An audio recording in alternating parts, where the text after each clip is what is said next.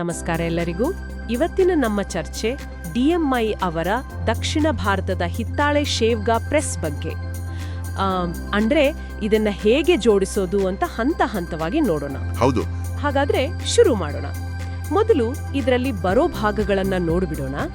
ಇದರಲ್ಲಿ ಕಾಲುಗಳು ಅಂದ್ರೆ ಪೈರ್ ಅಂತಾರೆ, ಆಮೇಲೆ ಪ್ಲೇಟ್ಗಳು, ಸೈಡ್ ಬಾರ್ಗಳು, ಒಂದು ಬ್ರಾಕೆಟ್, ಹಿಟ್ಟು ಹಾಕೋ ಪಾತ್ರೆ, ಪಾಟ್ ಅಂತಾರಲ್ಲ ಅದು, ಹೌದು, ಆ ಪಾತ್ರೆ, ಮತ್ತೆ 2 ತರಹದ ಜಾಲಿ ಅಂದ್ರೆ ಜಾಲರಿ, ಒಂದು ಸಣ್ಣ ನೂಡಲ್ಸ್ಗೆ, ಇನ್ನೊಂದು ದೊಡ್ಡ ನೂಡಲ್ಸ್ಗೆ. ಓಕೆ.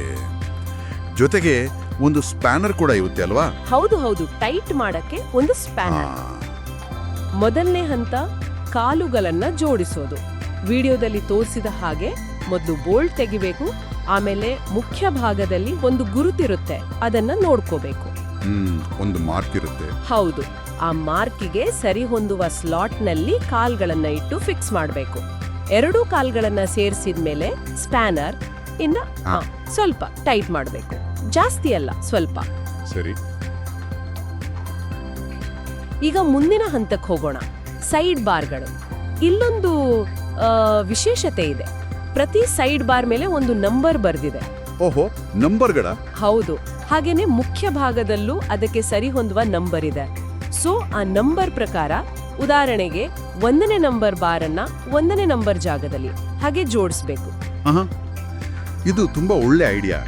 ಇದರಿಂದ ಹೇಗಂದ್ರೆ ಭಾಗಗಳನ್ನ ಅದ್ಲು ಬದ್ಲು ಮಾಡೋದು ಅಥವಾ ಉಲ್ಟಾ ಹಾಕೋದು, ಈ ತರಹ ತಪ್ಪುಗಳನ್ನ ತಪ್ಪಿಸಬಹುದು. ಕರೆಕ್ಟ್. ಯೂಸರ್ ಫ್ರೆಂಡ್ಲಿ ಅನ್ಸುತ್ತೆ. ಖಂಡಿತ. ಇದನ್ನ ಪೋಕಾಯೋಕೆ ಅಂತಾರಲ್ಲ ಜಪಾನಲ್ಲಿ, ಅಂದ್ರೆ ತಪ್ಪು ತಡೆಯೋ ತತ್ವ, ಅದರ ಒಂದು ಸರಳ ರೂಪ ಇದು. ಓಕೆ. ಈಗ 3ನೇ ಹಂತ, ಪಾತ್ರೆ ಮತ್ತೆ ಜಾಲರಿ ಇಡೋದು.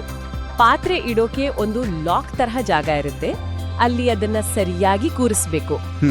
ಆಮೇಲೆ ನಮ್ಗೆ ಯಾವ ಸೈಜ್ ನೂಡಲ್ಸ್ ಬೇಕೋ ಆ ಜಾಲರಿಯನ್ನ, ಅಂದ್ರೆ ಜಾಲಿ, ಅದನ್ನ ತಗೋಬೇಕು.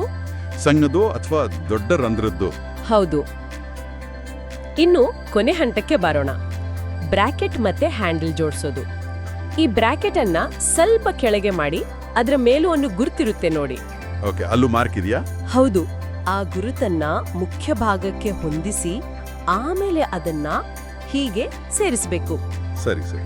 ಆಮೇಲೆ ಮತ್ತೆ ಸ್ಪ್ಯಾನರ್ ತಗೊಂಡು ಬ್ರಾಕೆಟ್ ಅನ್ನ ಚೆನ್ನಾಗಿ ಟೈಟ್ ಮಾಡಬೇಕು. ಭದ್ರವಾಗಿ ಕೂರ್ಬೇಕದು. ಹೌದು.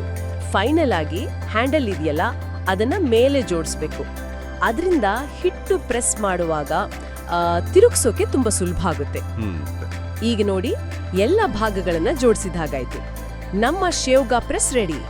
ಈ ರೀತಿ ಇದನ್ನ ನಾವು ಜೋಡಿಸಿ ಬಳಸಬಹುದು.